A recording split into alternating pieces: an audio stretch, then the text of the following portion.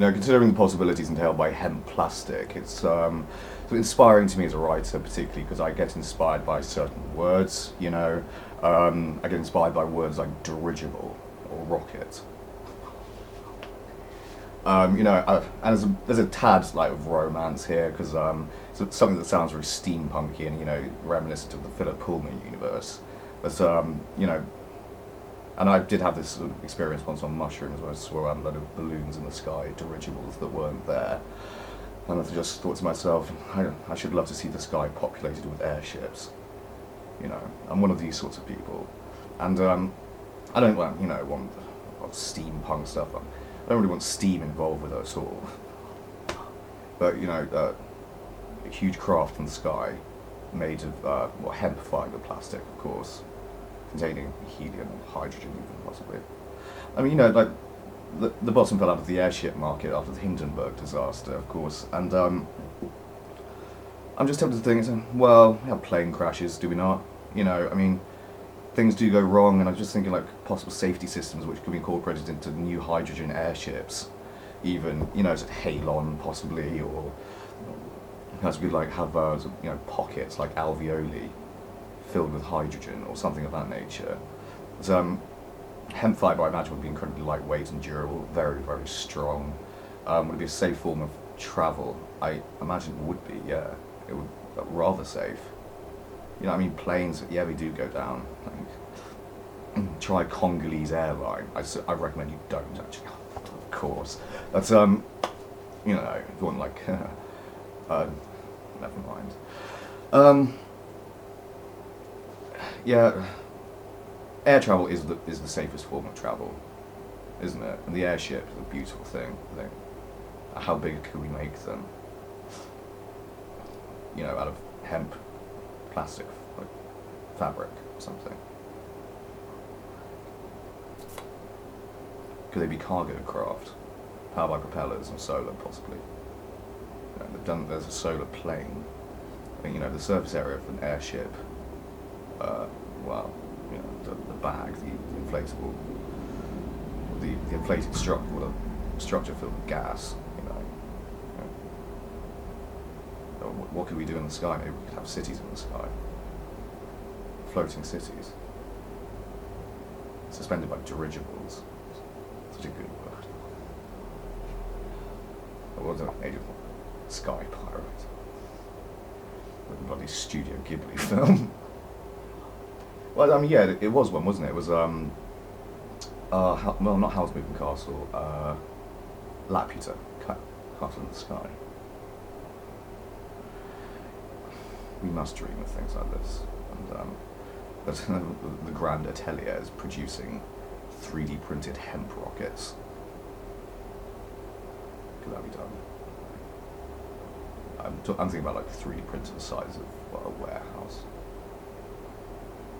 Printing rocket parts, whole rockets. Rockets the size of skyscrapers, that's what I want to see. I think it can be done. So, and then like maybe try weaving some carbon nanotubes in there to make the structure stronger. And like the reason we can't have any of these things, and Henry Ford did it with Model T Ford back in 1910s, like money, drug money, this. Grow like forests of capture, hemp, turn us all into plastic. It's an amazing world, I believe. We could really help.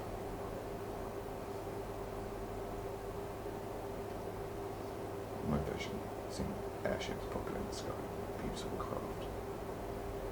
Have my own airship would be beautiful, yeah.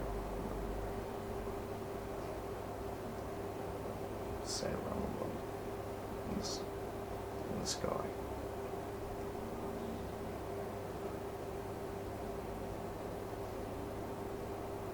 Land and pick up my love which will come.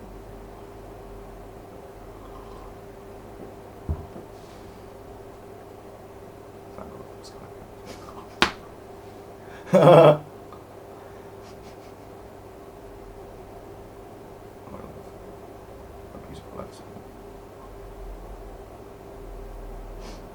I'm thinking about other things as well, just about how supranational organisations could work in the future as a constitutionally reformed United Kingdom. They're a member of the Libertarian Party and they want to reform the constitution deeply. I'm not quite so taken with their ideas for constitutional reform.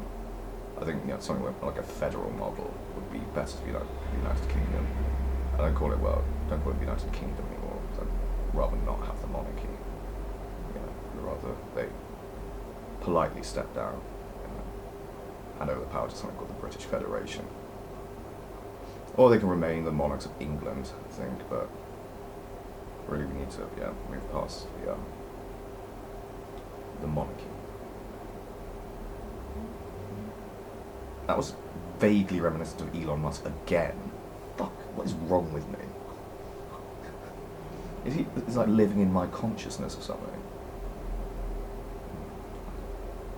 Obviously I know who he is and I know a lot about it. Well, a reasonable amount about him. I don't follow SpaceX all that much. I probably should. I'm thinking like combining NASA and the ESA, maybe like a Western Federation. Like North American nations and Europe. In a super state. The space agency building huge craft.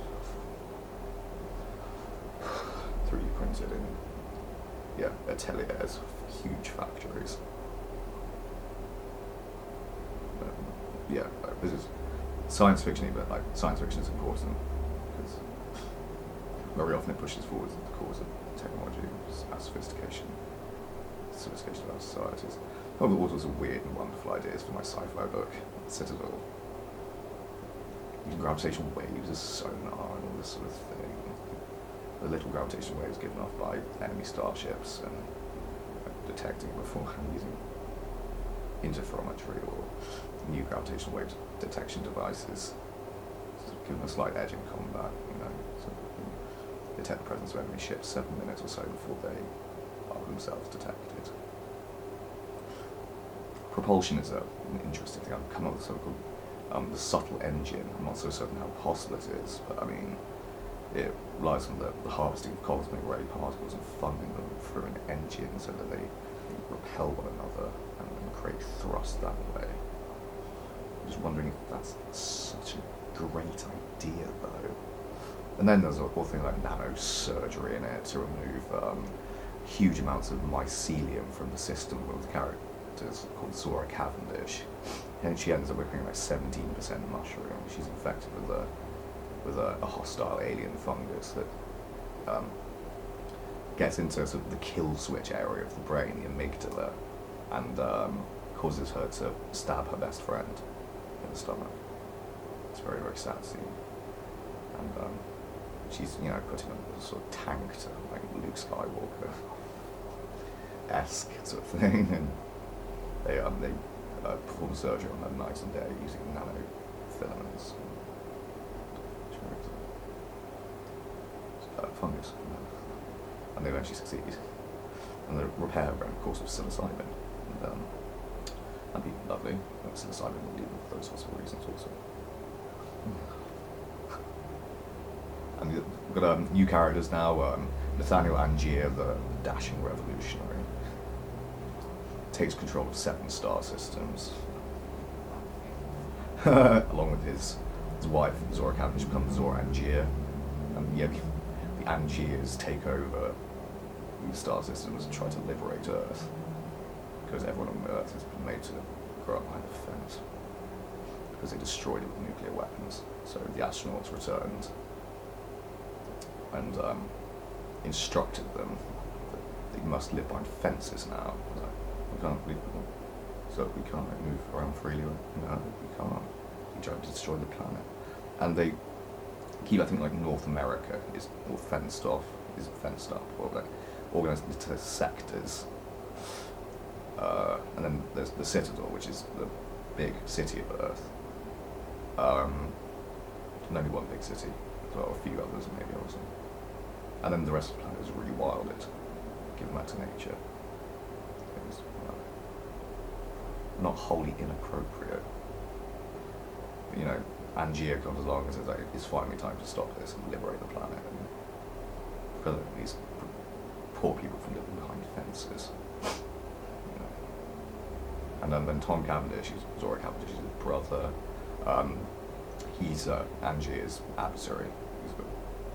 Tom is a traditionalist, so people can get off the planet in various ways. There's all sorts of avenues for social mobility, but this is a more symbolic thing. You know, the planet Earth is not the planet for humans anymore. It's the planet for life, you know, but other forms of animal life. Because of, you know, our desecration of it with nuclear weapons. So yeah, so this is the politics of the story. I'm very, yeah, I must keep writing this. There's too many projects that go at the same time. I'm in a bottleneck.